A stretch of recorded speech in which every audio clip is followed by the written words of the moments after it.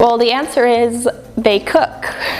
I've had to learn how to cook over the course of my years at King's, and I would say it's been a really fulfilling experience. I feel more like an adult. I went from just knowing how to fry eggs and make pasta to now making roast dinners for Thanksgiving.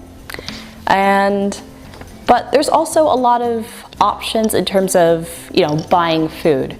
So there's a pret-a-manger, and there's also at least 2 or 3 places in Strand campus, which is where, if you're arts and humanities students, where most of your classes will be based, where you can eat for a really, really great price.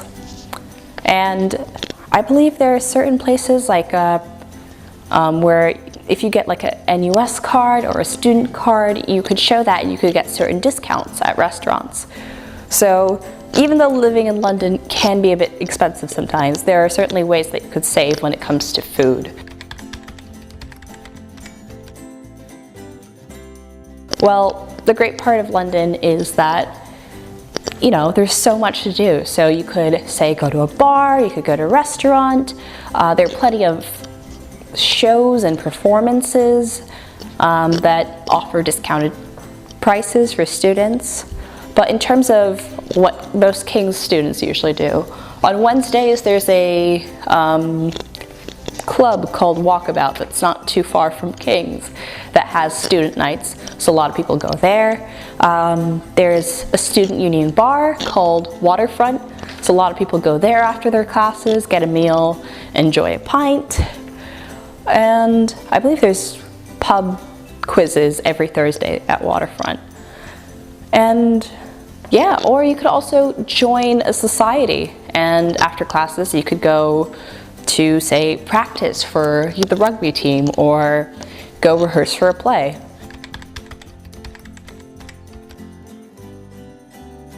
Well, since London is a city, there's tons of public transport that are extremely inexpensive if you get a student Oyster card. And the student Oyster card works on the subway, which people refer to as the Underground or the Tube, or for buses as well. And that gives you about a 30% discount on all of your tickets. But if you're staying at one of the dormitories, they're all situated nearby one campus or another, so it's not that far of a walk.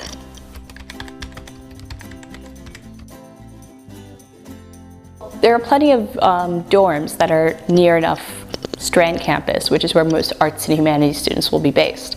So there's Stamford Street, which is the closest, and that's about a 10-minute walk, or if you're running late, a 5-minute run.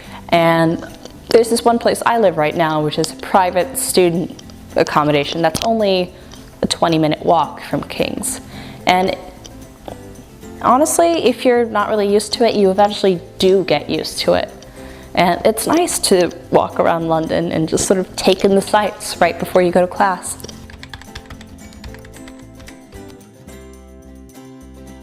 It depends on what club you're joining. If you're doing sports, there are a lot of sports facilities nearby Great Dover Street dorms. So, you would sort of have your practices or your games perhaps there. But honestly, there's a full list of clubs and societies online that you can look at kclsu.org.